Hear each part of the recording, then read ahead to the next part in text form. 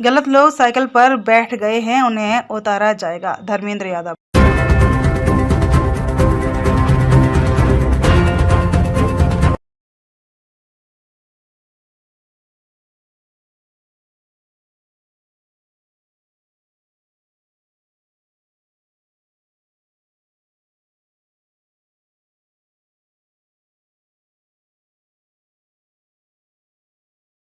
बदायूं की बिसौली विधानसभा में आसफपुर में एक शीतगृह के उद्घाटन करने आए सपा नेता एवं आजमगढ़ सांसद धर्मेंद्र यादव ने उद्घाटन के बाद किसान सम्मेलन को संबोधित करते हुए कहा कि पिछली बार राष्ट्रीय नेतृत्व ने कुछ गलत लोगों को साइकिल पर बैठा दिया था, उन्हें भी जनता अखिलेश यादव के कारण चुनाव जिता दिया।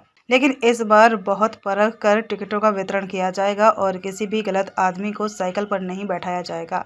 इस भाजपा सरकार में क्षेत्र की जनता का विकास पूरी तरह बाधित है, रोजगार के कोई अवसर नहीं मिल रहे हैं, पूरे प्रदेश परेशान है और जनता त्राही त्राही कर रही है। 2027 में जनता भाजपा की सरकार को उखाड़ फेंकेगी और एक बार फिर अखिलेश यादव प्रदेश में मुख्यमंत्री बनकर रुकी हुई विकास की गाड़ी को आगे बढ़ाएंगे।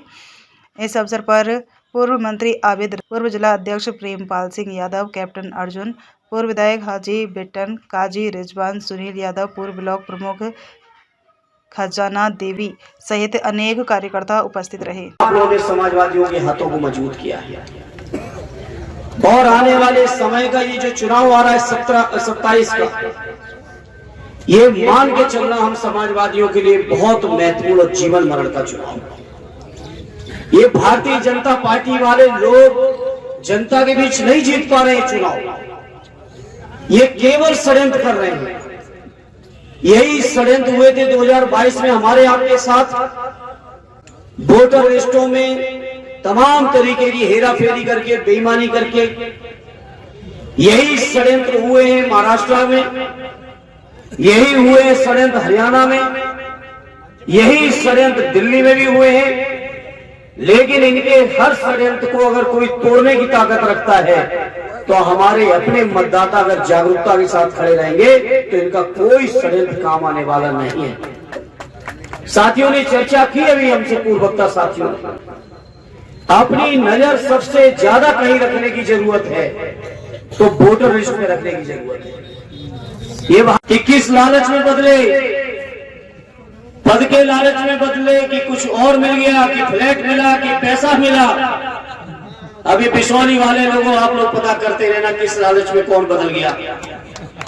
लेकिन इस मौके पर कहता हूं, इस मन से भूल स्वीकार करता हूं कि गलत फैसले हो गए थे, गलत लोगों को साइकिल पे बैठा के आपके बीच भेजा था और आपने नेताजी के सम्मान में, अखिलेश जी के सम्मान में विधानसभा भेज दिया था।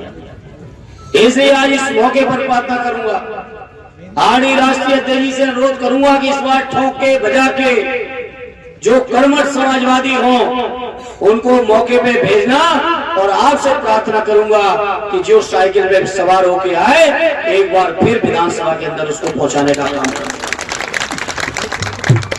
जितेंद्र है, ओमवीर भाई है और सभी, मैं समझता हूँ बबराले से भी कुछ साथी आए हैं, बिसौली के भी हैं, बिलसी के भी हैं, आंवला के भी साथी आए हैं, महिला सभा की खजानो जी से लेकर उनकी पूरी टीम और सभी हमारे सम्मानित बुजुर्गों, नौजवान साथियों।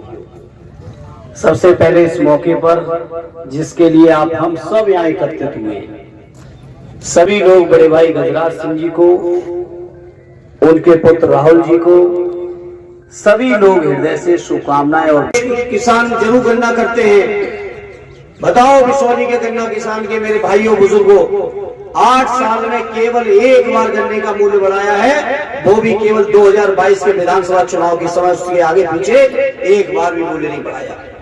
याद करो, श्रद्धेय नेताजी की सरकार रही, आदरणीय अखिलेश यादव जी की सरकार रही, हर साल गन्ने का मूल्य बढ़ा, लेकिन 8 साल में बीजेपी की सरकार ने एक गन्ने का मूल्य नहीं बढ़ाया। कोई किसानों को सुविधाएं नहीं। 2014 के चुनाव में भाषण दिए कि आमदनी दूनी होगी।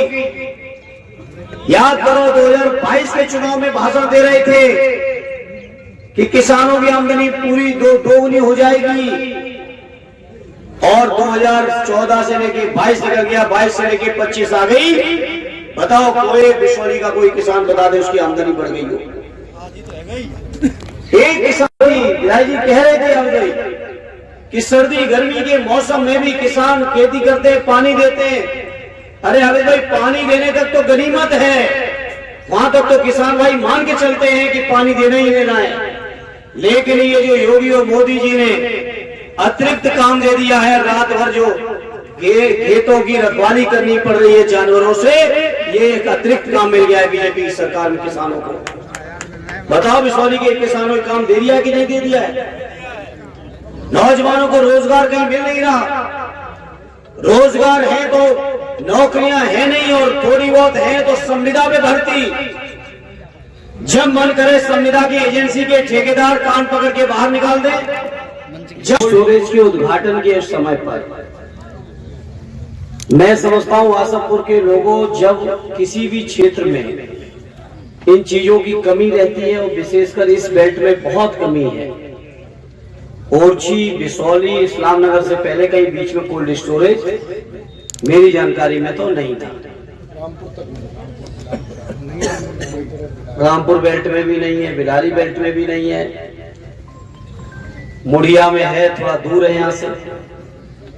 तो मैं समझता हूँ गजराज भाई ने जहां अपने बुजुर्गों के नाम को रोशन करने के लिए काम किया, वहीं इस क्षेत्र के किसानों की भी बहुत सुविधाओं को बढ़ाने का काम किया है। बीजेपी के लोगों के पास कोई काम नहीं बचा है। अब सोचो इस तरह की ऊट पटांग बातें, ये खतरे में है, वो खतरे में है। मैं पूछना चाहता हूं बीजेपी के लोगों आपसे, कोई जाति धर्म खतरे में नहीं है, खतरे में है देश के किसान जो लगातार कर्ज की मार से डूबते चले जा रहे हैं। जिन किसानों की फसलों का मूल्य नहीं मिल रहा है, उनके जरूरत की जो चीजें हैं, चाहे खाद हो, चाहे पानी हो, चाहे बिजली हो, चाहे बीज हो, सबके दाम लगातार बढ़ रहे हैं और समर्थन मूल्य आज तक घोषित नहीं है। आप सोचो, पिछले 8 साल से ज्यादा हो गए योगी जी को बैठे उत्तर प्रदेश में,